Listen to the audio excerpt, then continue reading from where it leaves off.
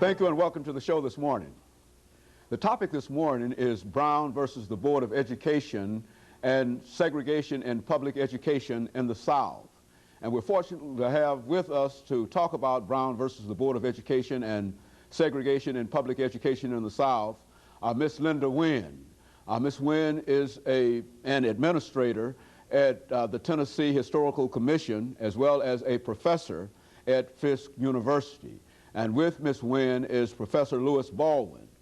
Dr. Baldwin is a professor in the Department of Religious Studies at Vanderbilt University in Nashville, Tennessee. And of course, Miss Wynn and Dr. Baldwin, let me welcome both of you to the show this morning. Thank you. Thank you for having us. And to talk about what we consider to be a very, very important topic, because this is the 50th anniversary of the celebration of the decision, Brown versus the Board of Education, that was rendered in 1954.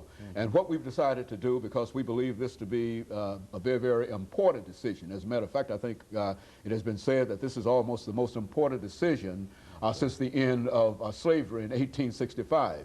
But because this is the 50th anniversary of this great decision, we've decided to devote at least 5 shows to this particular event. And of course, what we'd like to do today is to talk about one aspect of it.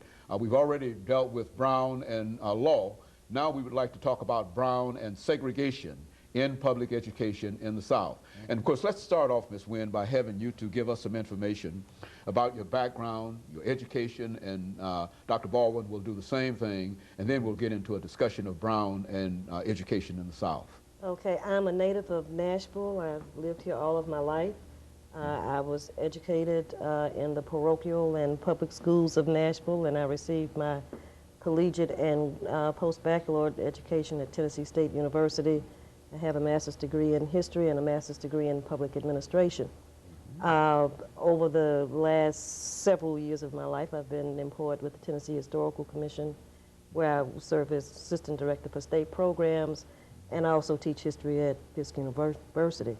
I've numbered any number of publications that deal with the African American and Tennessee history, African Americans in general, and women in history. Very good. Dr. Baldwin.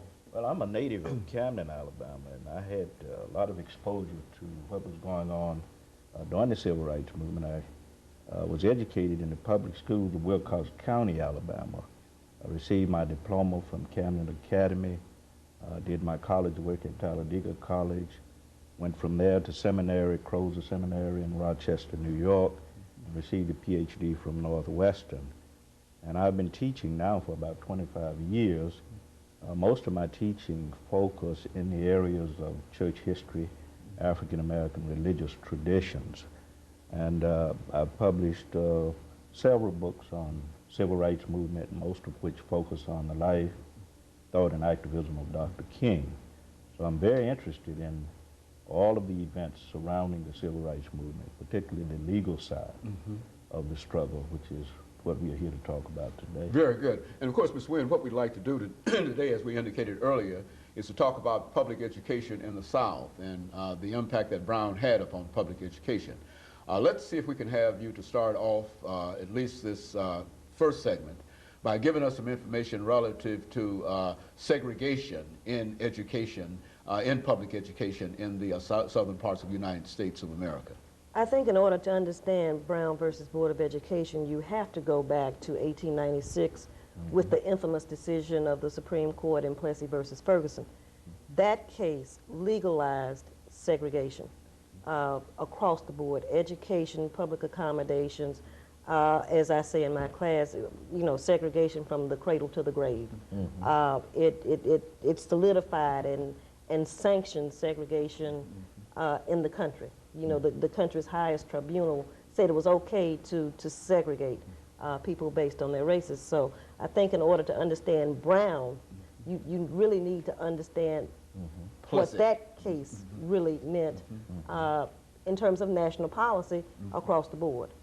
In terms of segregation, in education, African Americans, when they came out of slavery, one of the first things that they sought was in education, because they had been denied education if they were caught learning to read are learning to write, they suffered dire consequences, and in some cases, fatal consequences. So I think it's very important that we understand the importance of education in the lives of African Americans from 1865 forward Very to good. today. And of course, as we make preparations for this first commercial break, Dr. Baldwin will come back and we'll have you to make some statements in reference to segregation in the South, after which we'll use that second segment to talk about segregation in public education in high school as well as in higher education. Of course, we'll be back with our audience following this very, very short commercial break.